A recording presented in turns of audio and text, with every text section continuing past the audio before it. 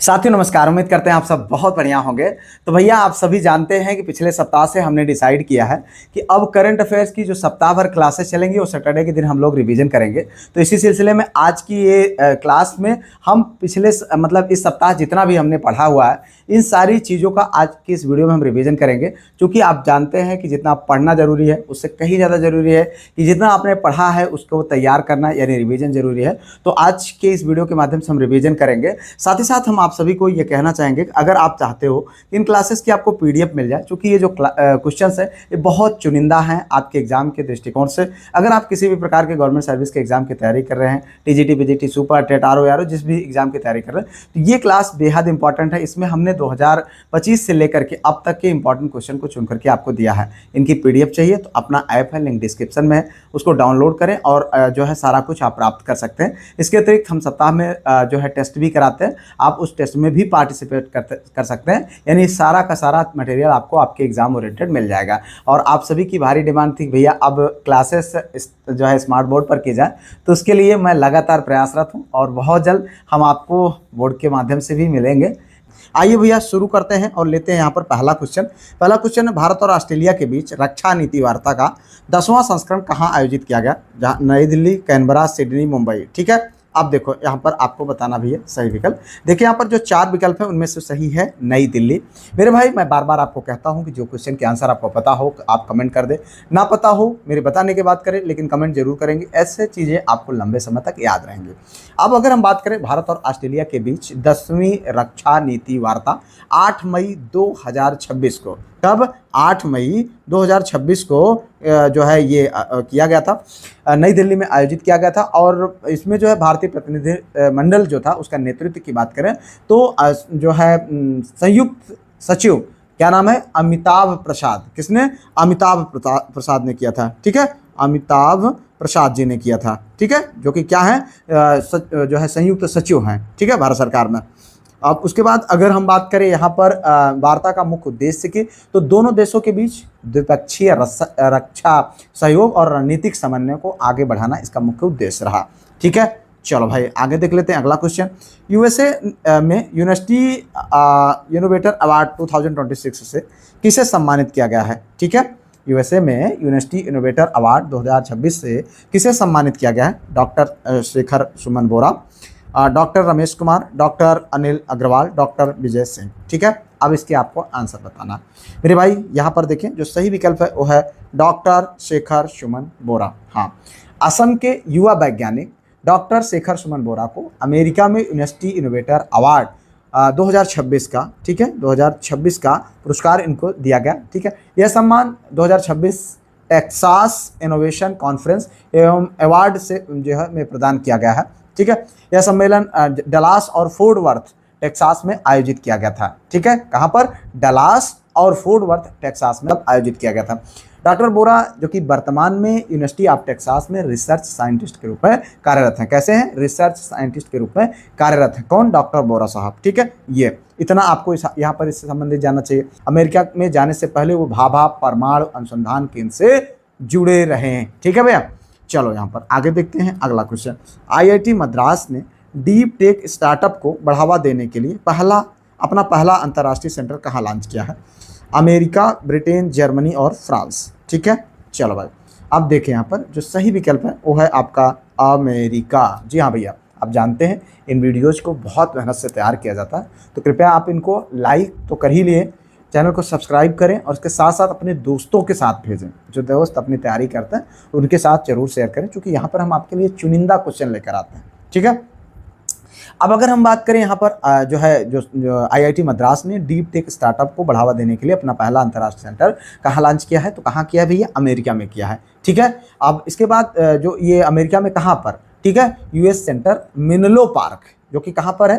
California में है। जो कहाँ का भाग है? यूएसए का। ठीक है, तो इतना आपको यहाँ पर जानना चाहिए। यह सेंटर 24 अप्रैल 2026 को लॉन्च किया गया था और इसकी घोषणा 6 मई 26 को जो है सिलेक्ट यूएसए इन्वेस्टमेंट समिट में की गई है। ठीक है, यह पहल IIT Madras global research foundation द्वारा की गई है। इसका मुख्य उद्देश्य भारतीय डीप टेक स्टार्टअप को सिलिकॉन वैली और वैश्विक बाजारों से जोड़ना है।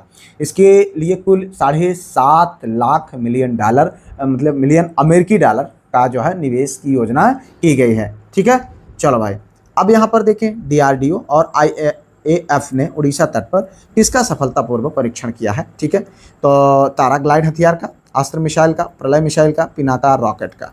ठीक है, चलो अब देखिए यहाँ पर जो सही विकल्प है मित्र वो है आपका तारा ग्लाइड हथियार। जी हाँ, ये आपका सही विकल्प है। अगर हम बात करें डीआरडीओ और भारतीय वायुसेना ने, ठीक है, डीआरडीओ और भारतीय वायुसेना यानी इंडियन एयरफोर्स, उसके बाद अगर हम बात करें तो इनके द्वारा 7 मई 2026 को उड़ीसा तट के पास तारा नामक मतलब तारा का पहला उड़ान सफलतापूर्वक किया गया। तारा के पूरा नाम की बात करें तो जो है टेक्निकल एडवांस रेंज ऑफ जो है ऑगमेंटेशन है। क्या है, एक बार फिर से समझिएगा, तारा के फुल फॉर्म का तो क्या है यहाँ पर जो है टेक्निकल एडवांस रेंज ऑगमेंटेशन है। ठीक है, चलो यह भारत की पहली स्वदेशी ग्लाइड हथियार प्रणाली है। दुनिया की पहली एआई स्मार्ट द्वीप निगरानी प्रणाली कहाँ शुरू की गई है। ठीक है, इक्वाडोर, मालदीव, इंडोनेशिया और मॉरिशस। चलो भाई अब इसके आपको आंसर बताना है। तो जो सही विकल्प है मित्र वो है इक्वाडोर। क्या है, इक्वाडोर। हाँ, दुनिया की पहली स्मार्ट द्वीप निगरानी प्रणाली इक्वाडोर के गैलापागोस द्वीप समूह के, कौन से, गैलापा, ठीक है, गैलापागोस द्वीप समूह के फ्लोरिना द्वीप पर शुरू की गई है। ठीक है, यह पहल 5 मई 2026 को सामने आई है और इसका उद्देश्य वन्यजीव एवं पारिस्थितिकी तंत्र के रियल टाइम मॉनिटरिंग करना है। इसमें जो है एआई इनबेल जो कैमरा ट्रैप्स है, आईओटी नेटवर्क और एनिमल ट्रैकर जैसी तकनीकों का प्रयोग किया गया है। चलो यहाँ पर आगे देखते हैं अगला क्वेश्चन। भारत किस प्रतिष्ठित चैंपियनशिप की मेजबानी कर रहा है। एशियाई भारोत्तोलन चैंपियनशिप, एशियाई कुश्ती चैंपियनशिप, राष्ट्रमंडल भारोत्तोलन चैंपियनशिप, मुक्केबाजी जो है चैंपियनशिप। तो अब यहाँ पर देखें भाई, यहाँ पर जो सही विकल्प है वो है आपका क्या, एशियाई भारोत्तोलन चैंपियनशिप। ठीक है, एशियन वेट लिफ्टिंग चैंपियनशिप जिसे बोला जाता है। तो अगर हम बात करें यहाँ पर भारत 2026 एशियाई भारोत्तोलन चैंपियनशिप की मेजबानी कर रहा है। यह प्रतिष्ठित प्रतियोगिता गुजरात के गांधीनगर में आयोजित की गई। इसमें एशिया के विभिन्न देशों के शीर्ष भारोत्तोलन जो है भाग लेंगे और प्रतियोगिता का उद्देश्य एशियाई स्तर पर भारोत्तोलन प्रतिभा और खेल प्रतिस्पर्धा को बढ़ावा देना है। ठीक है, चलो भाई आगे देखते हैं यहाँ पर अगला क्वेश्चन। प्रधानमंत्री मोदी ने अत्याधुनिक सुविधाओं से युक्त सिंधु हॉस्पिटल का उद्घाटन कहाँ किया है। हैदराबाद, बेंगलुरु, चेन्नई और मुंबई। ठीक है, चलो अब देखें यहाँ पर जो सही विकल्प है वो है भैया आपका हैदराबाद। जी हाँ, अगर हम बात करें प्रधानमंत्री नरेंद्र मोदी ने हैदराबाद में अत्याधुनिक सुविधाओं से युक्त सिंधु हॉस्पिटल का उद्घाटन किया है। जो है अस्पताल का उद्देश्य लोगों को सुविधा जो है आधुनिक और बेहतर स्वास्थ्य सेवाएं उपलब्ध कराना है। इसमें आधुनिक चिकित्सा सुविधाओं और तकनीक पर विशेष जोर दिया गया है। ठीक है, यह क्षेत्र में उन्नत स्वास्थ्य अवसंरचना को मजबूत करने की दिशा में एक महत्वपूर्ण पहल है। ठीक है भैया, चलो अब देखते हैं यहाँ पर अगला क्वेश्चन। मुंबई स्थित पश्चिमी नौसेना कमान का अगला flag officer commanding in chief किसे नियुक्त किया गया है। ठीक है, संजय वात्स्यायन, दिनेश कुमार त्रिपाठी, आर हरिकुमार, करमबीर सिंह ने। ठीक है, चलो देखिए यहाँ पर जो सही विकल्प है मित्र वो आपको बताना है। सही विकल्प है संजय वात्स्यायन। जी हाँ, वाइस एडमिरल संजय वात्स्यायन को पश्चिमी नौसेना कमान का अगला flag officer commanding in chief नियुक्त किया गया है। ठीक है, पश्चिमी नौसेना कमांड का मुख्यालय की अगर हम बात करें तो कहाँ पर है भैया, मुंबई में है और यह भारत की प्रमुख परिचालन नौसेना कमानों में से एक है। उन्होंने 30 मई 2026 को मुंबई में आयोजित समारोह में पदभार ग्रहण किया है। इससे पहले वो vice chief of the naval staff के पद पर कार्यरत थे। ठीक है, वे गनरी जो है मिसाइल सिस्टम के विशेषज्ञ हैं और 1 जनवरी जो है 2988 को भारतीय नौसेना में कमीशन जो है कमीशन पर हुए थे। ठीक है, भारतीय नौसेना कमीशन में हुए थे। आगे बढ़ते हैं अगला क्वेश्चन। फुकेत में एडीटी प्लेयर्स चैंपियनशिप में अपना पहला खिताब भारतीय गोल्फर ने जीता है। तो आपको बताना है पुखराज सिंह ने जीता है, जीव मिल्खा सिंह ने, अनिवाल लाहड़ी, शुभंकर शर्मा। तो क्या होगा आपका सही विकल्प। यहाँ पर देखिए जो सही विकल्प है मित्र वो है आपका क्या, पुखराज सिंह गिल। जी हाँ, अगर हम बात करें तो भारतीय गोल्फर पुखराज सिंह गिल ने एशियन डेवलपमेंट टूर यानी ADT, ठीक है, ADT है, एशियन डेवलपमेंट टूर चैंपियनशिप में अपना पहला खिताब जीता। अगर ADT क्या फुल फॉर्म की बात करें, एशियन डेवलपमेंट टूर है, ठीक है। ADT जो है एशियन टूर का डेवलपमेंट प्रोफेशनल गोल्फ टूर है जो उभरते हुए गोल्फरों को उच्च स्तर की प्रतियोगिता का अवसर देता है। पुखराज सिंह गिल की यह जीत उनके पेशेवर करियर की महत्वपूर्ण उपलब्धि है, ठीक है। आगे बढ़ते भाई, अगला क्वेश्चन, भारत के UPI प्लेटफॉर्म को अपनाने वाला पहला कैरेबियाई देश कौन सा बन गया? त्रिनिदाद और टोबैको, जमैका, बारबाडोस, बहामास। चलो अब यहाँ पर देखो, जो सही विकल्प है वो है आपका त्रिनिदाद और टोबैको, ठीक है, TNT, ठीक है। त्रिनिदाद और टोबैको भारत के UPI को अपनाने वाला पहला कैरेबियाई देश है। भारत के NPCI इंटरनेशनल त्रिनिदाद और टोबैको के डिजिटल जो है ट्रांसफॉर्मेशन मंत्रालय के जो है 20 सितंबर 2024 में इस दिशा में समझौता हुआ है। इसका उद्देश्य देश में real time digital payment system विकसित करना और डिजिटल भुगतान को बढ़ावा देना है। यह भारत की डिजिटल भुगतान तकनीकी के अंतर्राष्ट्रीय विस्तार की महत्वपूर्ण उपलब्धि है। 2025 के ब्रिक्स शिखर सम्मेलन की अध्यक्षता जो है ब्रिक्स के किस सदस्य नेता ने की है? ध्यान समझना मेरे भाई। अब मैं आपको बार बार यही कहता हूँ कि यार क्वेश्चन बहुत इंपॉर्टेंट है, इनमें आपको हम सेलेक्टिव क्वेश्चंस देते हैं। पिछले एक साल के जो इंपॉर्टेंट क्वेश्चन हैं जो आपके एग्जाम में पूछे जा सकते हैं उन्हीं को हम यहाँ पर आपको प्रोवाइड करते हैं। जिसमें देखिए 2025 के ब्रिक्स शिखर सम्मेलन की अध्यक्षता ब्रिक्स के किस सदस्य नेता ने की थी? तो ये है which BRICS member leader chair the BRICS summit 2025। तो Cyril Ramaphosa, Luiz Inacio Lula da Silva, एक भी ग्राहक का नाम है, ठीक है, व्लादिमीर पुतिन, सी जिनपिंग। तो आपको आंसर करना भैया। तो इसमें देखिए जो सही विकल्प है मित्र वो है लुइज इनासियो लूला दा सिल्वा, ये ब्राज़ील के राष्ट्रपति हैं, ठीक है। चूँकि आप जानते हैं 2025 में जो ब्रिक्स शिखर सम्मेलन हुआ था उसकी अध्यक्षता ब्राज़ील ने की थी, ठीक है। और अगर अब हम यहाँ पर बात करते हैं ब्रिक्स की, तो ब्रिक्स की शुरुआत भैया ब्रिक्स से हुई थी, ठीक है, BRIC से हुई थी। बात कब हुई थी? 2009 में हुई थी, ठीक है, 2009 में हुई थी। बाद में यस यानी साउथ जो है अफ्रीका जुड़ गया, ठीक है, इसमें 2010 में, ठीक है, 2010 में जुड़ गया। तो कुल मिलाकर के बन गया क्या? ब्रिक्स बन गया, ठीक है। तो यहाँ पर ये कुल मिलाकर के 5 देशों का एक समूह, ठीक है। तो ये आप इतना इस संबंध में जानते रहें। अब 17वां ब्रिक्स शिखर सम्मेलन की अगर हम बात करें, इसमें भारत भी शामिल है भाई, ध्यान रखना। 17वां जो है ब्रिक्स शिखर सम्मेलन की बात करें तो 6 से 7 जुलाई 2025 में, कब? 6 से 7 जुलाई 2025 में, ठीक है, जो है हुआ था, जो रियो डी जेनेरियो जो ब्राज़ील में है उसी वहाँ पर ये जो है हुआ था, रियो डी जेनेरियो ब्राज़ील में। आगे बढ़ते हैं भैया, अगला क्वेश्चन देखो यहाँ पर, इंडिया AI इम्पैक्ट शिखर सम्मेलन 2026। जी हाँ, मानव केंद्रित दृष्टिकोण को क्या MANV मानव, ठीक है, मानव दृष्टिकोण को संक्षिप्ताक्षर यानी इसका जो फुल फॉर्म है उसको समाहित किया गया है। इसमें जो अक्षर N है इसका फुल फॉर्म आपको बताना है। और आपको बता दें ये क्वेश्चन आपके एग्जाम में अभी रिसेंट के हुए एग्जाम में पूछा गया है, ठीक है। तो यहाँ पर आपको देखिए ये 4 विकल्प है, इनमें से आपका एक फुल फॉर्म ये N वाला कौन सही है उसी को आपको बताना है। तो national network, new normal, national sovereignty और न्यूट्रल नेशन। तो इसमें जो सही विकल्प है मित्र वो है आपका जो है नेशनल सॉवरेनिटी, ठीक है। तो ये आपका सही विकल्प है। अब इसको ध्यान से समझना मेरे भाई, यहाँ पर इंडियन AI इम्पैक्ट 2026 के संदर्भ में अगर हम बात करें तो मानव यानी MANAV, ठीक है, मानव, ठीक है, मानव को जो है मानव केंद्रित और जिम्मेदार AI के दृष्टिकोण से जोड़ा गया है।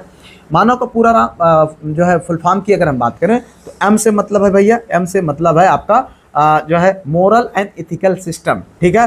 और उसके बाद A से मतलब है आपका भैया अकाउंटेबल गवर्नेंस, ठीक है। उसके बाद N से मतलब है भैया नेशनल सॉवरेनिटी, ठीक है। उसके बाद A से मतलब है accessible and inclusive, and V जो है V से मतलब है क्या? Valid and legitimate. ये इस कुल मिलाकर के इसका फुल फॉर्म हो जाता है। तो ये इस तरीके का क्वेश्चन आपसे पूछ लिया है, इसलिए आप इसको तैयार रहना भाई, ठीक है। अब आप जानते हैं AI का मतलब होता है आर्टिफिशियल इंटेलिजेंस यानी कृत्रिम बुद्धिमत्ता, ठीक है। तो ऐसी तकनीक है जिसके माध्यम से मशीनें सीखने, विश्लेषण करने और निर्णय लेने जैसे समस्या समाधान जैसे कार्य कर सकती हैं, ठीक है। चलो भाई देखो यहाँ पर उत्तर प्रदेश में 2025 में कौन सा पक्षी अभयारण्य पर्यावरण संवेदनशील क्षेत्र घोषित किया गया। ठीक है, समसपुर पक्षी अभयारण्य, पार्वती अर्गा पक्षी अभयारण्य, लाख बहोसी पक्षी अभयारण्य, नवाबगंज पक्षी अभयारण्य। ठीक है, इसका आपको बताना है इसका आंसर है भैया पार्वती अर्गा पक्षी अभयारण्य। ठीक है, पार्वती अर्गा पक्षी अभयारण्य की बात करें तो यह उत्तर प्रदेश के कहाँ है, गोंडा जिले में है भैया, गोंडा। ठीक है, गोंडा जिले में स्थित है। यह प्रवासी तथा स्थानीय पक्षियों के लिए महत्वपूर्ण आर्द्र भूमि क्षेत्र है, यानी नम क्षेत्र है, नम भूमि। ठीक है, रामसर साइड। वर्ष 2025 में इसे जो है इको सेंसिटिव जोन यानी ESZ, क्या है, ESZ इको सेंसिटिव जोन घोषित किया गया, जिसका उद्देश्य अभयारण्य के आसपास की पर्यावरणीय रूप से संवेदनशील गतिविधियों को नियंत्रित करना और प्राकृतिक परिस्थिति की रक्षा करना है। ठीक है, अब बात करें हम पार्वती अर्गा क्षेत्र को, दो प्रमुख ऑक्सबो लेक यानी पार्वती और अर्गा, ठीक है, से संबंधित है। इसका नाम पार्वती और अर्गा इसी वजह से पड़ा है। यह क्षेत्र 2019 में रामसर साइट के रूप में अंतर्राष्ट्रीय महत्व की आर्द्रभूमि सूची में शामिल हुआ है भैया। ठीक है, चलो उत्तर प्रदेश के निम्नलिखित में व्यक्तियों में से किसे चिकित्सा के क्षेत्र में पद्मश्री 2025 से सम्मानित किया गया। क्वेश्चन आपके एग्जाम में पूछा जा चुका भैया, रिसेंट के एग्जाम में, इसीलिए मैं यहाँ पर इस क्वेश्चन को शामिल कर रहा हूँ। Which of the following person from Uttar Pradesh awarded the Padmashri 2025 in the field of medicine। और मैं आपको बता दूं अब आपके हर करंट अफेयर की क्लास में कम से कम 2 से 3 क्वेश्चन आपके यूपी स्पेशल के पूछे जाएंगे भाई, इसलिए आप समझिए हम आपके लिए एकदम से कटिबद्ध हैं। आप बिल्कुल बिंदास रहिए, बस आप जुड़ करके लगातार मेहनत करते रहिए। अभी तक आप ज्वाइन नहीं किए तो तुरंत ज्वाइन करके और अपनी पढ़ाई करिए, सारे PDF टेस्ट क्विज़ में आप पार्टिसिपेट करिए। Doctor D Nageshwar Reddy, professor MT Vasudevan, उमाशु सुजुकी और श्रीमती सोनिया नित्यानंद। तो भैया ये आपके लिए इम्पॉर्टेंट है, आपको बताना है क्या होगा इसका सही विकल्प। सही विकल्प है श्रीमती सोनिया नित्यानंद। जी हाँ, इन्होंने वर्ष 2025 में चिकित्सा के क्षेत्र में पद्मश्री जो है से इनको सम्मानित किया गया है। ये जो है किंग जॉर्ज मेडिकल यूनिवर्सिटी यानी KGMU, ठीक है, KGMU लखनऊ से जुड़ी हुई चिकित्साविद मतलब चिकित्सक एवं शिक्षाविद हैं और KGMU की कुलपति के रूप में कार्यरत हैं अभी। ठीक है, KGMU की आधिकारिक जानकारी में उन्हें पद्मश्री अवार्ड 2025 के रूप में दर्ज किया गया है। ठीक है, और उनका प्रमुख कार्य जो है हेमेटोलॉजी यानी रक्त विज्ञान और स्टेम सेल ट्रांसप्लांटेशन से संबंधित है। ठीक है, अब अगर हम बात करें यहाँ पर KGMU जो कि लखनऊ में है, उत्तर प्रदेश की राजधानी में है, और इसकी स्थापना की बात करें तो कब हुआ था, 1905 में। ठीक है, चलो भाई 22वां आसियान भारत शिखर सम्मेलन कहाँ आयोजित है। वेयर वाज द 22nd जो है ASEAN India summit held. Jakarta, Kuala Lumpur Malaysia, Bangkok, Singapore. ठीक है, चलो अब यहाँ पर आप देखें, इसका आपको सही आंसर करना है मेरे भाई। सही विकल्प है कुलालमपुर, जो कि कहाँ पर है, मलेशिया में। कहाँ है, मलेशिया, कुलालमपुर। ठीक है, अगर हम बात करें 22वां आसियान इंडिया समिट 2026 जो कि अक्टूबर 2025 को कुलालमपुर मलेशिया में आयोजित किया गया जो है। अगर हम बात करें एशियन, ठीक है, ये आपका एशियन इंडिया, ठीक है, एशियन के फुल फॉर्म का तो इसका होगा association of south east Asian nation. ठीक है, मतलब जो है दक्षिण जो एशियन है उन कंट्रियों का समूह। और इसकी स्थापना कब हुई, 1967 में। ठीक है, 1967 में हुई। और एशियन का मुख्यालय कहाँ है, जकार्ता में, जो कहाँ पर है, इंडोनेशिया में है। ठीक है, चलो भैया आगे बढ़ते हैं यहाँ पर अगला क्वेश्चन। ठीक है, स्वप्निल कुसाले ने पेरिस ओलंपिक में भारत के किस खेल में कांस्य पदक जीता है। कुश्ती, शूटिंग, बैडमिंटन, भारोत्तोलन। भाई आंसर करो, यहाँ पर सही विकल्प है शूटिंग। जी हाँ, शूटिंग। अगर हम बात करें भारतीय निशानेबाज स्वप्निल कुसाले ने जो है पेरिस ओलंपिक 2024 में शूटिंग की पुरुषों की 50 मीटर राइफल 3 पोजीशन स्पर्धा में कांस्य पदक जीता है। ठीक है, 50 मीटर राइफल 3 पोजीशन में तीन खिलाड़ी अलग अलग अवस्थाओं में निशाना लगाते हैं। ठीक है, मतलब एक तो पहले बात तो घुटने के बल, ठीक है, और उसके बाद दूसरा है लेट कर, तीसरा है खड़े होकर के। पोजीशन जो है ये क्या करते हैं, निशाना लगाते हैं। और स्वप्निल कुसाल ने इस प्रतिस्पर्धा में ओलंपिक पदक जीतने वाले पहले भारतीय बन गए। तो बहुत इंपॉर्टेंट है, ध्यान रखना, एक क्वेश्चन आपके एग्जाम में पूछा गया अभी रिसेंट के एग्जाम में। ठीक है, चलो पेरिस ओलंपिक 2024 में भारत ने शूटिंग में 3 पदक जीते हैं भैया, 3 पदक। ठीक है, चलो भाई आगे देखते हैं। यहाँ पर दलाई लामा 68वें ग्रैमी पुरस्कार में किस श्रेणी में जीते हैं। ठीक है, सर्वश्रेष्ठ ग्लोबल म्यूजिक एल्बम, सर्वश्रेष्ठ न्यू एज एल्बम, सर्वश्रेष्ठ ऑडियो बुक नरेशन और स्टोरी टेलिंग रिकॉर्डिंग, सर्वश्रेष्ठ स्पोकन वर्ड एल्बम। ठीक है, आप बताइए, यहाँ पर आपको सही विकल्प बताना मेरे भाई। सही विकल्प है आपका सी आंसर। ठीक है, सर्वश्रेष्ठ ऑडियो बुक नरेशन और स्टोरी टेलिंग। ठीक है, ये अगर हम बात करें तो दलाई लामा ने 68वें ग्रैमी अवार्ड 2026, ठीक है, ग्रैमी पुरस्कार ये जो है उन्होंने जीता है। और किसके लिए जीता है?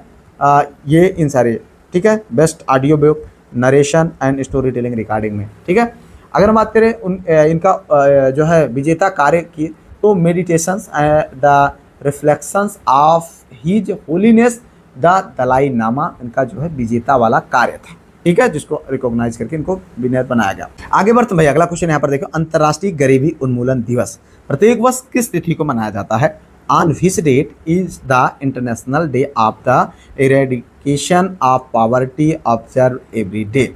देखिए यहाँ पर 15 सितंबर, 17 अक्टूबर, 2 अक्टूबर और 14 नवंबर। तो यहाँ पर भाई देखें जो सही विकल्प है वो है आपका 17 अक्टूबर। क्या पूछ रहा? अंतर्राष्ट्रीय गरीबी उन्मूलन दिवस। ये बहुत इंपॉर्टेंट है और ये क्वेश्चन आपके एग्जाम में पूछा गया हुआ है। ठीक है, सेलेक्टेड क्वेश्चन है।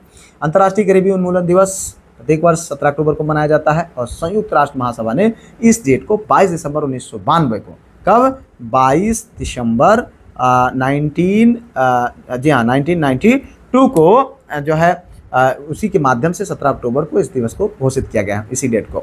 अगर हम बात करें इस दिवस की ऐतिहासिक पृष्ठभूमि को, तो 17 अक्टूबर 1987 में से जुड़ी है। और जबकि उस दिन क्या हुआ था, जब पेरिस के एक राज्य है, क्या नाम है, ट्रोकाडेरो में अत्यधिक जो गरीबी, हिंसा, भुखमरी से पीड़ित जो लोग थे, उनकी सम्मान में जो है बड़ी संख्या में लोग एकत्रित हुए और इस दिन को ऐतिहासिक बनाने के लिए क्या किया गया? अंतर्राष्ट्रीय गरीबी उन्मूलन दिवस इसी दिन से मनाया जाने लगा। यह दिवस गरीबी को और अभाव को समाप्त करने तथा गरीबी में रहने वाले लोगों की आवाज़ और अधिकारों के महत्व के लिए मनाया जाता है। ठीक है, आगे देखो भाई, अगला क्वेश्चन यहाँ पर, भारत में राष्ट्रीय पोषण सप्ताह प्रतिवर्ष किस सप्ताह में मनाया जाता है? अक्टूबर पहला, ठीक है, first week of October, first week of September, अगस्त का पहला सप्ताह, मार्च का दूसरा सप्ताह। तो बताओ भाई क्या पूछ रहा? भारत में राष्ट्रीय पोषण सप्ताह प्रतिवर्ष किस माह, मतलब किस सप्ताह में मनाया जाता है? तो यहाँ पर देखिए जो सही विकल्प है वो है सितंबर का पहला सप्ताह, फर्स्ट वीक ऑफ सितंबर। यहाँ पर भारत में नेशनल न्यूट्रिशन वीक प्रत्येक वर्ष से 1 से 7 सितंबर के बीच में मनाया जाता है। ठीक है, आने वाला है। भारत में नेशनल न्यूट्रिशन वीक की शुरुआत की अगर हम बात करें तो कब? 1982 में। ये क्वेश्चन आपके एग्जाम में पूछा गया, फूड एंड न्यूट्रिशन बोर्ड द्वारा की गई। इसका उद्देश्य लोगों में पोषण, स्वास्थ्य और संतुलित आहार के प्रति जागरूकता बढ़ाना और भारतीय संविधान के अनुच्छेद 47 में, क्या? अनुच्छेद 47 में राज्य के कर्तव्यों में पोषण के स्तर और जीवन स्तर को ऊपर उठाना तथा सार्वजनिक स्वास्थ्य में सुधार करना इसका प्रमुख उद्देश्य, ठीक है, शामिल किया गया। 2026 में ऑस्ट्रेलियन ओपन पुरुष एकल टेनिस खिताब किसने जीता? Who won the Australian open 2026 men's single tennis title? Novak जोकोविच, जॉनिक सिनर, कार्लोस अल्कराज, डेनिल जो है मेदवेदेव। ये भैया इंपॉर्टेंट है, नाम है, आप इनको ध्यान रखें। सही विकल्प है कार्लोस अल्काराज।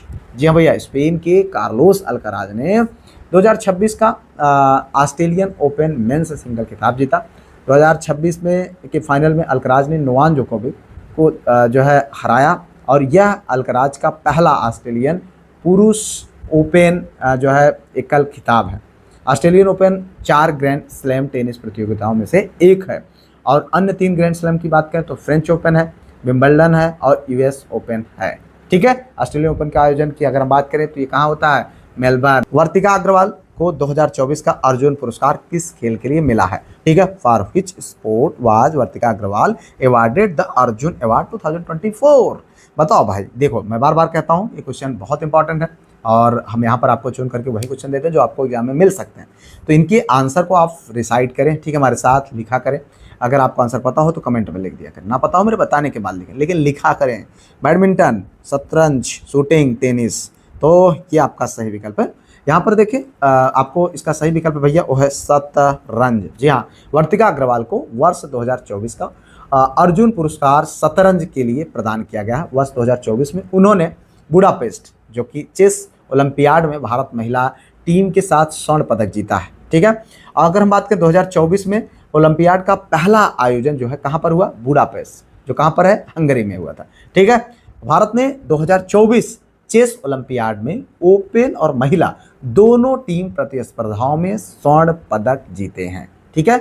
चलो भाई आगे बढ़ते हैं। यहाँ पर अगला क्वेश्चन देखो, यहाँ पर प्रतिरक्षा प्रणाली को विनियमित करने में उनकी भूमिका के लिए फिजियोलॉजी या मेडिसिन में 2025 के नोबेल पुरस्कार से सम्मानित खोज के लिए किस प्रकार की कोशिकाएं केंद्र में थी, ठीक है। Which type of cells were central to the discovery awarded the 2025 Nobel prize in physiology और medicine for their role in regulating the immune system. Answer करो, 4 विकल्प है। बी लिम्फोसाइट कोशिकाएं, इंपॉर्टेंट भाई, ऐसे क्वेश्चन पूछा गया, ये आपके एग्जाम का क्वेश्चन है, मैं आपके लिए लेकर के आ रहा हूँ इन दिनों, ठीक है, तो आप इसको ध्यान रखना। नियामक टी कोशिकाएं, प्राकृतिक मारक कोशिकाएं, माइक्रोफेज कोशिकाएं पूछा जाएगा आपसे, ठीक है। तो यहाँ पर देखें जो सही विकल्प है मित्र वो है आपका नियामक टी कोशिकाएं, ये आपका सही, रेगुलेटरी टी सेल्स। 2025 का फिजियोलॉजी या मेडिसिन में नोबेल पुरस्कार जो है मैरी ई ब्रैंको, फ्रेड रामडेल और सिमोन सागागुची को पेरिफेरल इम्यून टॉलरेंस से संबंधित खोजों के लिए दिया गया। इस खोज के केंद्र में रेगुलेटरी टी सेल्स थी जिन्हें प्रतिरक्षा प्रणाली के ऐसे सुरक्षा गार्ड के रूप में समझा जा सकता है जो प्रतिरक्षा प्रक्रिया को नियंत्रित करती है, ठीक है। सिमोन साकागुची ने 1995 में, कब, 1995 में रेगुलेटरी टी सेल्स की एक नई श्रेणी की पहचान की। और रेगुलेटरी टी सेल्स शरीर की प्रतिरक्षा प्रणाली, ठीक है, वो अपनी ही कोशिकाओं और ऊतकों पर अनावश्यक हमला करने से रोकने में महत्वपूर्ण भूमिका निभाती है, ठीक है। तो इसको आप इतना समझते रहिए। इस खोज का महत्व जो है जो है इम्यून रोगों, कैंसर के उपचार और अंग प्रत्यारोपण जैसे क्षेत्रों में संभावित चिकित्सा उपयोग से जुड़ा हुआ है, ठीक है। चलो भाई, डिजिटल इंडिया अभियान कब शुरू किया गया? फिर was the digital India campaign launch 2014, 15, 16, 17, 18, 19, 20, बता दो भाई कब शुरू हुआ था, कमेंट करते रहो इसके आंसर को, ठीक है। चलो भाई यहाँ पर देखिए जो सही विकल्प है वो है 2015 में, हाँ, डिजिटल इंडिया कार्यक्रम 1 जुलाई 2015 को। ये एकदम बहुत इंपॉर्टेंट है, क्वेश्चन आपसे पूछा गया है कई बार और पूछा जा सकता है, इसलिए शामिल किया गया है। प्रधानमंत्री नरेंद्र मोदी साहब ने शुरू किया। डिजिटल इंडिया का उद्देश्य भारत में डिजिटली सशक्तिकरण, सशक्त समाज और ज्ञान अर्थव्यवस्था में बदलना है। आप देख ही रहे हैं इस समय क्या हो रहा है। उससे पहले हम लोग कल्पना नहीं कर सकते थे इस टाइप की लाइफ जीने का, लेकिन डिजिटल से बहुत सारी चीज़ें बहुत आसान हुई है, ठीक है। डिजिटल इंडिया से संबंधित प्रमुख मंत्रालय अगर हम बात करें, इलेक्ट्रॉनिक और सूचना प्रौद्योगिकी मंत्रालय, ठीक है। वर्ष 2015 में ही स्किल इंडिया मिशन की भी शुरुआत किया गया है, इसलिए दोनों पहलों के वर्षों को एक साथ याद रखना उपयोगी है। चलो आप ध्यान रखें, आगे देखें। स्टार्टअप इंडिया का पहल कब शुरू किया गया? When was the startup India initiative launch 2015, 16, 17 और 14। स्टार्टअप इंडिया आप बताओ भाई। तो स्टार्टअप इंडिया भैया हुआ है 2016 में, हाँ। स्टार्टअप इंडिया 16 जनवरी 2016 में। कब? 16 जैन 2016 को प्रधानमंत्री नरेंद्र मोदी साहब के द्वारा इनकी बहुत महत्वाकांक्षी योजनाओं में से एक है। स्टार्टअप इंडिया का लक्ष्य भारत को केवल नौकरी मांगने वालों का देश न बनाकर नौकरी देने वालों का देश, यानी जॉब क्रिएटर का देश बनाने की दिशा में आगे बढ़ने का उद्देश्य से इसको बनाया गया था। स्टार्टअप इंडिया के अंतर्गत जो है इंक्यूबेशन सेंटर, IPR सुविधा, आसान नियामक अनुपालन और फंडिंग सपोर्ट जैसी सुविधाओं को बढ़ावा देना।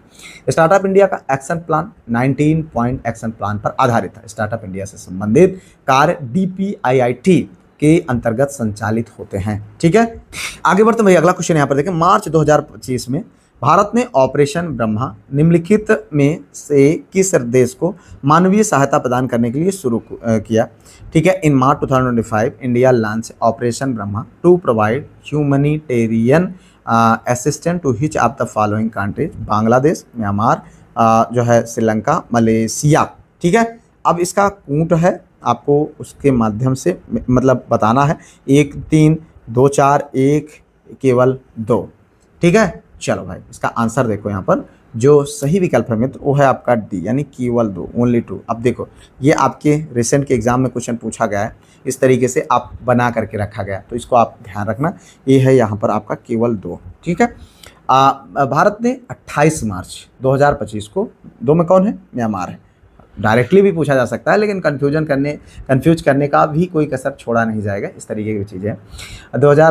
भारत ने मार्च 2025 में 28 मार्च 2025 को म्यांमार से आए जो विनाशकारी भूकंप था, उसके बाद मानवीय सहायता और आपदा राहत उपलब्ध कराने के लिए ऑपरेशन ब्रह्मा, ठीक है, कहाँ पर? म्यांमार में शुरू किया। इस अभियान के तहत भारत ने नेबरहुड फर्स्ट और एक्ट ईस्ट नीति को की भावना के अनुरूप म्यांमार को सहायता प्रदान की है। आगे बढ़ते भैया, अगला क्वेश्चन यहाँ पर देखो, सूची 1 को सूची 2 से सुमेलित कीजिए तथा सूचियों में दिए गए कूट का प्रयोग कर सही उत्तर आपको चुनना है। देखिए यहाँ पर match list 1 and list 2 and select the correct answer using the code given below. देखिए यहाँ पर क्या है, पद्म विभूषण क्षेत्र 2025 और ये विजेता 2025। ठीक है, अब आपको इनसे मिलान करना है। कौन? व्यापार और उद्योग, उससे संबंधित कौन है, मतलब किसको जो है पद्म विभूषण मिला है 2025 का, और जो है साहित्य शिक्षा से किसको, दवा से किसको, कला से किसको मिला है, तो इसका आपको मिलान करना है। यहाँ पर देखें कोड है, इस तरीके का भी क्वेश्चन आपको आपके एग्जाम में मिलेगा, इसलिए हम आपको यहाँ पर इसके लिए भी तैयार कर रहे हैं। बिल्कुल आप एकदम तैयार रहें। ठीक है, अब देखो यहाँ पर जो कूट है भैया वो है आपका सही, यहाँ पर ए वाला। अब अगर इसमें देखें तो जो सही विकल्प है ए का 2, ये है आपका, ये व्यापार और उद्योग के क्षेत्र में ओसामू सुजुकी, आप जानते हैं मारुति सुजुकी, तो इसके इस वजह से है। और उसके बाद अगर हम यहाँ पर देखें, उसके बाद बी का 3 साहित्य और शिक्षा के रूप में ये है भैया श्री MT वासुदेव नागर साहब है। ठीक है, तो इनको दिया गया है क्या? विभूषण, पद्म विभूषण दिया गया।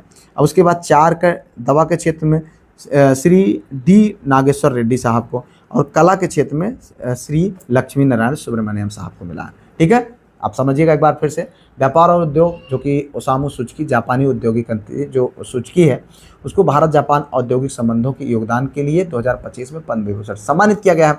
अब बात करें साहित्य शिक्षा में, तो साहित्य शिक्षा में जो है श्री MT वासुदेवन नायर साहब को दिया गया है, जो कि मलयालम लेखक और साहित्यकार हैं, जिन्हें मरणोपरांत 2025 में ये जो है पद्म विभूषण का सम्मान दिया गया है। ठीक है, अब अगला हम बात करें यहाँ पर दवा या चिकित्सा के क्षेत्र में, दवा और चिकित्सा के क्षेत्र में किसको मिला? श्री D नागेश्वर रेड्डी साहब को, जिन्होंने जो है गैस्ट्रोएंटेरोलॉजिस्ट, जिन्हें चिकित्सा क्षेत्र में पद्म विभूषण दिया गया है। कला की बात करें तो ये भारतीय वायलिन वादक संगीतकार लक्ष्मी नारायण सुब्रमण्यम साहब को मिला।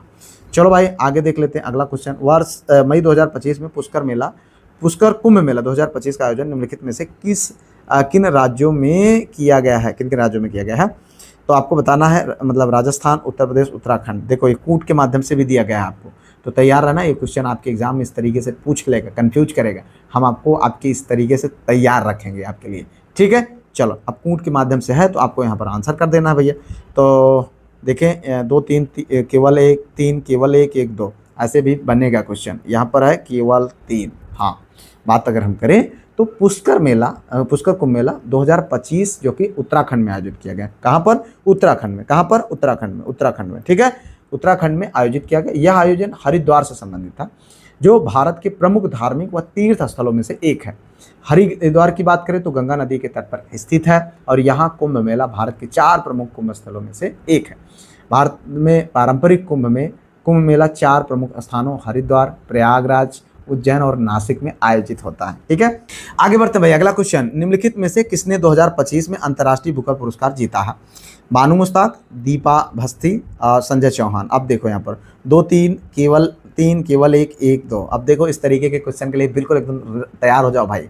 ठीक है, तो यहाँ पर जो सही विकल्प है मित्र वो है केवल 1। जी हाँ, ये वाला बानू मुश्ताक, ये आपका सही विकल्प है। बानू मुश्ताक जी भारतीय लेखिका हैं, और उन्होंने 2025 का अंतर्राष्ट्रीय बुकर पुरस्कार अपनी जो उनकी रचना हार्ट लैम्प के लिए जीता है। ठीक है। हार्टलैम मूल रूप से कन्नड़ भाषा में लिखी गई कहानियों का संग्रह है, ठीक है। अब जिसका अंग्रेजी में अनुवाद किसने किया है? बानू मुश्ताक जी ने किया है, ठीक है। चलो भाई आगे देख लेते हैं। यहाँ पर अगला क्वेश्चन, मार्च 2025 में संयुक्त विशेष बल अभ्यास खंजर 12 भारत और निम्नलिखित में से किन देशों के बीच आयोजित किया गया? ठीक है, रूस, तुर्कमेनिस्तान, किर्गिस्तान, मंगोलिया।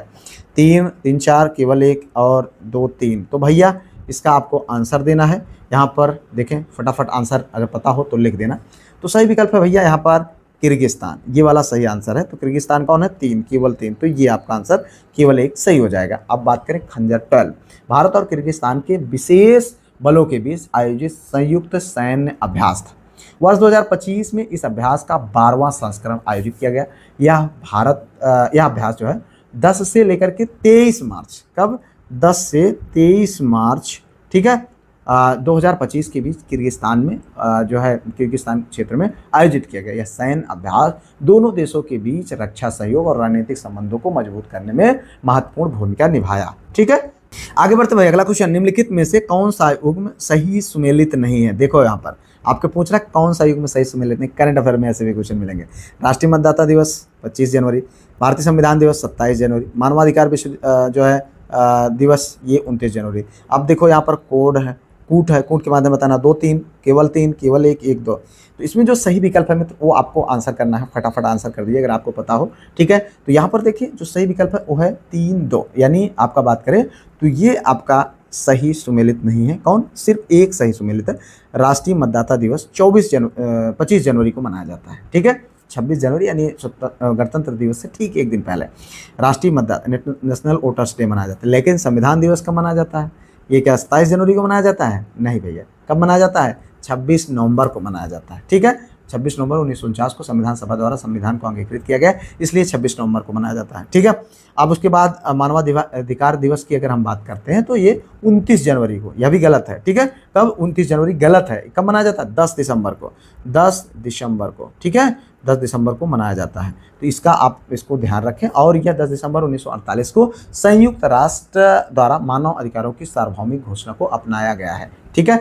प्रतिवर्ष 10 मई को मरका ए हक दिवस मनाने की घोषणा किस देश ने की है? पाकिस्तान, बांग्लादेश, अफगानिस्तान, मालदीव, ठीक है। अब इसकी आपको आंसर करना है मेरे भाई। अगर हम देखें यहाँ पर आंसर आपको पता हो तो आप लिख दीजिएगा, ना पता हो मेरे बताने के बाद लिखें, लेकिन यहाँ पर आंसर जरूर करें। तो सही विकल्प क्या है भैया? पाकिस्तान। जी हाँ, पाकिस्तान ने प्रतिवर्ष 10 मई को मरका ए हक दिवस मनाने की घोषणा की है। 10 मई 2026 को इस्लामाबाद के पाकिस्तान स्मारक में आयोजित समारोह में इसकी घोषणा की गई। यह दिवस 2025 भारत पाकिस्तान संघर्ष की पहली वर्षगांठ से संबंधित है, ठीक है। और मरका ए हक का अर्थ है सत्य की लड़ाई। चलो आगे बढ़ते भाई, अगला क्वेश्चन, मेघालय के किस जिले में एरी रेशम प्रसंस्करण इकाई का उद्घाटन किया गया है? बहुत इंपॉर्टेंट है क्वेश्चन, आपको इसका आंसर करना है। री-भोई जिले में, खासी हिल्स में, जयंतिया हिल्स में या फिर तुरा हिल्स में, ठीक है। खासी, जयंतिया ये सब पहाड़ियाँ हैं, गारो, खासी, जयंतिया, ठीक है। तो आपको बताना है ये कहाँ पर ये किया गया है। तो री-भोई एक जिला है जिसका नाम क्या है? री-भोई, वहाँ पर इसका उद्घाटन किया गया है। मेघालय की पहली एरी सिल्क यार्न मैन्युफैक्चरिंग यूनिट का उद्घाटन 11 मई, कब? 11 मई, ठीक है, 11 मई 2026 को किया गया है। तो इतना आप इसके संबंधित जाने, जो कहाँ पर है, जो है लुमडैत खला जो है भोईर बोग री बोई में किया गया है। यह जगह का नाम है, थोड़ा सा अजीब टाइप का। इसका मुख्यालय की इसके उद्घाटन की हम बात करें तो मुख्यमंत्री कॉनराड के संगमा ने किया है, ठीक है। चलो, एरी रेशम को क्या बोला जाता है? रेडिया भी कहा जाता है। क्या कहा जाता है? रेडिया भी कहा जाता है। यह अहिंसा सिल्क के नाम से प्रसिद्ध है। किसके नाम से? अहिंसा सिल्क के नाम से प्रसिद्ध है। इकाई का उद्देश्य स्थानीय किसानों को ऊन का बेहतर बाजार और बुनकरों को किफायती रेशम धागा उपलब्ध कराना है, ठीक है। चलो भाई, भारत के ने वर्ष 2025 में कितने गीगावाट रिकॉर्ड और सौर ऊर्जा स्थापित किया है? 44, 30, 50 और 35 गीगावाट। तो यहाँ पर देखिए सही विकल्प है आपका भैया 44 गीगावाट। हाँ, भारत ने वर्ष 2025 में लगभग 37 से 44, कितना? 37 से 44 जो है गीगावाट सौर ऊर्जा क्षमता जोड़ी है। इससे क्या है? भारत की कुल स्थापित सौर जो क्षमता है लगभग 150, ठीक है, 150 गीगावाट है। इसकी वजह से पहुंच गई है। इस वृद्धि में पीएम सूर्य घर आप जानते हैं, और उसमें छतों पर लगाया जाता है।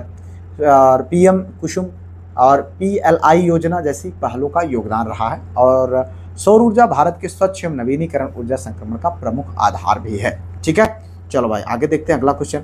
महिलाओं की सुरक्षा के लिए जो है सिंगापेन यानी शेरनी विशेष बल का गठन किस सरकार ने किया है? तमिलनाडु, केरल, कर्नाटक, आंध्र प्रदेश। ठीक है, चलो अब आपको बताना है सही विकल्प। यहाँ पर देखें भैया, जो सही विकल्प है वो है तमिलनाडु सरकार ने। जी हाँ, अगर हम बात करें तमिलनाडु सरकार ने महिलाओं की सुरक्षा के लिए सिंगापेन स्पेशल एक्शन फोर्स स्थापित करने की घोषणा की। आप जानते हैं तमिलनाडु बहुत चर्चाओं में रहा है। यह पहल मुख्यमंत्री जो इस समय जो है विजय जी हैं, उनके द्वारा मई 2026 में, कब? मई 2026 में बनाया गया है। ठीक है, तो इसके बाद अगर हम बात करें, इसका उद्देश्य महिलाओं की सुरक्षा से जुड़ी शिकायतों पर त्वरित और प्रभावी कार्रवाई करना है। ठीक है, चलो भाई, कार्बन सोखने वाला भारत का पहला शैवाल वृक्ष कहाँ लॉन्च किया गया? भोपाल, इंदौर, जबलपुर, ग्वालियर और जी हाँ, भोपाल, इंदौर, जबलपुर और ग्वालियर। इनमें से 4 विकल्पों में से आपको आंसर करना है। अरे भाई देखिए, यहाँ पर जो सही विकल्प है वो है भोपाल। जी हाँ, भारत का पहला शैवाल वृक्ष भोपाल के स्वामी विवेकानंद पार्क अशोका गार्डन में स्थापित किया गया है। इसे 1 मई 2026 को, कब? 1 मई 2026 को लॉन्च किया गया है। ठीक है, तो इतना आप इस संबंधित क्वेश्चन संबंधित जानते रहे। यह शैवाल की सहायता से हवा में मौजूद कार्बन डाइऑक्साइड को अवशोषित करके ऑक्सीजन उत्पन्न करने में मदद करता है। इसका जो है क्षमता लगभग 25 पेड़ों के बराबर बताई जा रही है। ठीक है, चलो भाई आगे देखते हैं भैया अगला क्वेश्चन। कंप्रेस्ड बायोगैस नीति 2026 को किस सरकार ने मंजूरी दी है? महाराष्ट्र सरकार, गुजरात सरकार, उत्तर प्रदेश सरकार, हरियाणा सरकार। ठीक है, कंप्रेस्ड बायोगैस नीति किसने जो है मंजूरी दी है? तो ये है भैया आपका महाराष्ट्र सरकार ने। ठीक है, गवर्नमेंट ऑफ महाराष्ट्र ने। महाराष्ट्र और छत्तीसगढ़ की राज्य सरकारों ने कंप्रेस्ड बायोगैस नीति 2026 को मंजूरी दी है। नीति का उद्देश्य स्वच्छ एवं नवीनीकरण ईंधन के रूप में जो है सीबीजी के उत्पादन और उपयोग को बढ़ावा देना है। इसमें जो है नगर पालिका, ठोस कचरा, कृषि अवशेष और पशु अवशिष्ट से सीजीबी बनाने का जोर दिया गया है। ठीक है, चलो इतना आप इस संबंधित जाने। इस उद्देश्य मतलब इसका उद्देश्य जो है कचरे से ऊर्जा, रोजगार और चक्रीय अर्थव्यवस्था को बढ़ावा देना इसका मुख्य जो है उद्देश्य। सरमत मिसाइल को किस देश ने विकसित किया है? रूस, अमेरिका, फ्रांस और इजराइल। ठीक है, रूस, अमेरिका, फ्रांस और इजराइल, सरमत मिसाइल। ठीक है, यहाँ पर देखें सही विकल्प है भैया रूस ने। ठीक है, रूस जो है RS-28 सरमत को रूस ने विकसित किया है। यह एक अंतर महाद्वीपीय बैलिस्टिक मिसाइल है। यह 3 चरणों वाली जो है द्रव ईंधन वाली मिसाइल है। इससे जो है रूस की पुराने SS-18 सतान मिसाइल प्रणाली के स्थान पर विकसित किया गया है। सरमत कई जो है मिराव परमाणु हथियार ले जाने में सक्षम है।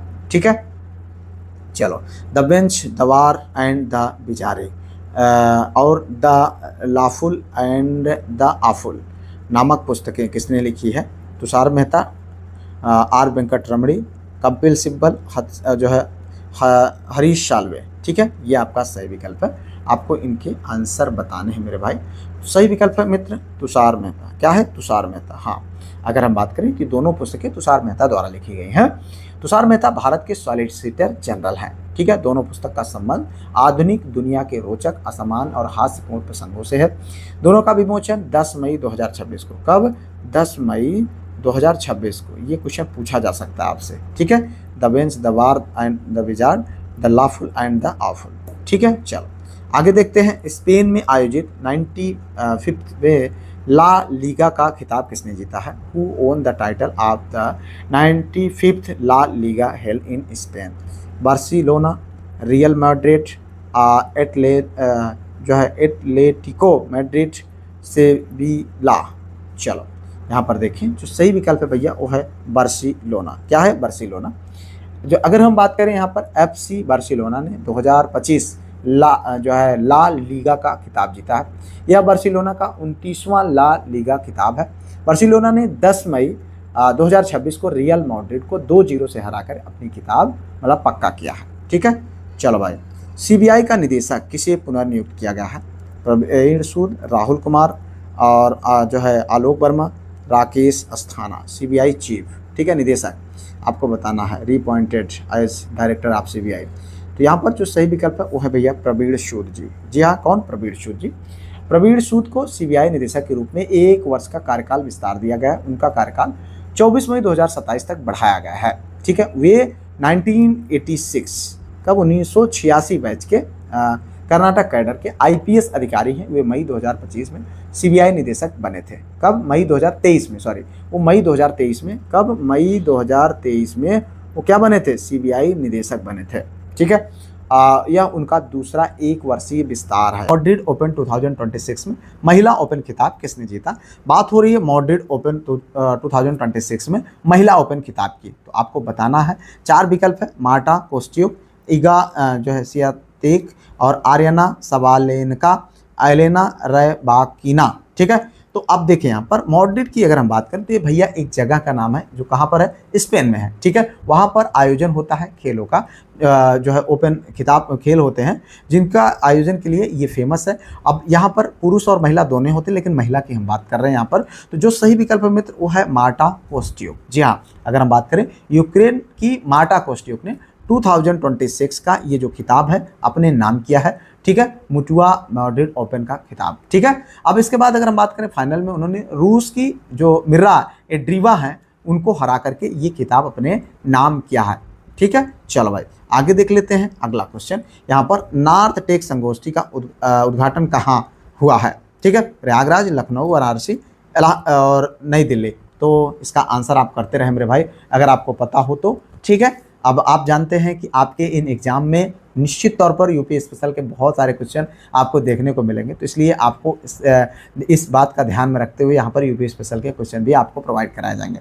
अब इसमें अगर आप देखें तो जो सही विकल्प है मित्र वो है प्रयागराज। हाँ, अगर हम बात करें हम सब का प्यारा इलाहाबाद यानी प्रयागराज, जो कि नॉर्थ टेक संगोष्ठी 2026 का उद्घाटन यहीं पर किया गया। ठीक है, अब बात करें इसके आयोजन का तो ये भारतीय सेना और जो है society of Indian defence manufacturers यानी SIDM द्वारा संयुक्त रूप से किसके भारतीय सेना यानी इंडियन आर्मी और SIDM के द्वारा जो है ये संयुक्त रूप से किया गया है। और इसका उद्देश्य है टेक्नोलॉजी, इंडस्ट्री और आर्म फोर्स के बीच में सहयोग को बढ़ावा देना, इसका मुख्य उद्देश्य है। ठीक है, चलो भाई आगे देख लेते हैं यहाँ पर अगला क्वेश्चन। चीन में भारत के नए राजदूत के रूप में किसने कार्यभार संभाला है? विक्रम दोराईस्वामी, प्रदीप कुमार रावत, संतोष झा, तरुण गांगुली। ठीक है, चलो भाई अब देखो यहाँ पर इनका सही विकल्प आप बता दीजिए। सही विकल्प है मित्र विक्रम दोराईस्वामी। हाँ, अगर हम बात करें विक्रम दोराईस्वामी ने 2 मई 2026 को चीन में भारत के राजदूत के रूप में कार्यभार संभाला। उन्होंने किसका स्थान लिया है ये भी ध्यान रखना, प्रदीप कुमार रावत का, इनका स्थान जो है लिया है। ठीक है, अगर हम बात करें दोराईस्वामी का तो ये भैया 1992 बैच के क्या है जो है यूपीएससी के थ्रू IFS अधिकारी हैं। ठीक है, इंडियन फॉरेस्ट सर्विसेज। ठीक है, ये जो है अधिकारी हैं, इससे पहले हुए यूनाइटेड किंगडम में भारत के जो है हाई कमिश्नर रह चुके हैं, यानी भारत के उच्चायुक्त रह चुके हैं। ठीक है, एक लंबा अनुभव है उनके पास। चलो भाई आगे देख लेते हैं अगला question. Chief of defence staff general Anil Chauhan द्वारा ब्रेन कंप्यूटर इंटरफेस सम्मेलन का उद्घाटन कहाँ किया गया? नई दिल्ली, मुंबई, बेंगलुरु और हैदराबाद। यहाँ पर देखिए भाई जो सही विकल्प है वो है नई दिल्ली। जी हाँ, अगर हम बात करें तो चीफ ऑफ डिफेंस स्टाफ यानी CDS जो कि कौन है? जनरल अनिल चौहान साहब, उन्होंने ब्रेन कंप्यूटर इंटरफेस यानी अगर हम बात करें तो BCI, ठीक है, BCI सम्मेलन का उद्घाटन कहाँ किया है? नई दिल्ली में किया है। सम्मेलन का विषय था भैया ब्रेन कंप्यूटर इंटरफेस यानी अगर हम बात करें एक्सपेंडिंग जो है neural frontliner it's strategic and implications. ठीक है, इसके आयोजन की बात करें तो हम हेडक्वार्टर्स इंटीग्रेटेड डिफेंस स्टाफ यानी हेडक्वार्टर्स IDS और centre of joint welfare studies ने संयुक्त रूप से इसका जो है आयोजन किया था। ठीक है, तो इतना आपको यहाँ पर जानना चाहिए। दिल्ली मेट्रो के स्थापना दिवस समारोह में metro woman of the year के खिताब से किसे सम्मानित किया गया? सुषमा यादव, सुष्मिता यादव, सुनीता शर्मा, प्रियंका जैन। तो देखिए भाई सही विकल्प आपको बताना है, तो सही विकल्प क्या होगा? दिल्ली मेट्रो के स्थापना दिवस के समारोह में metro woman of the year, ये भी एक अवार्ड है भैया, ये भी ध्यान रखना। तो कौन है? सुषमा यादव। कौन है? सुषमा यादव। जी हाँ, दिल्ली मेट्रो रेल कॉरपोरेशन में के 32वें स्थापना दिवस के अवसर पर कब 32वें स्थापना दिवस के अवसर पर सुषमा यादव को metro women of the year पुरस्कार जीतने से नवाजा गया। Sushma Yadav senior station controller यानी ट्रेन ऑपरेटर के रूप के पद पर कार्यरत हैं। ठीक है। स्थापना दिवस समारोह की अगर हम बात करें तो भारत मंडपम जो कि नई दिल्ली में है वहीं पर आयोजित किया गया, और इसी समारोह में हरेंद्र कुमार को metro man of the year के रूप में, किसको, हरेंद्र कुमार को, ठीक है, ये भी पूछे जा सकते हैं भैया, metro man of the year के रूप में इनको जो है पुरस्कृत किया गया।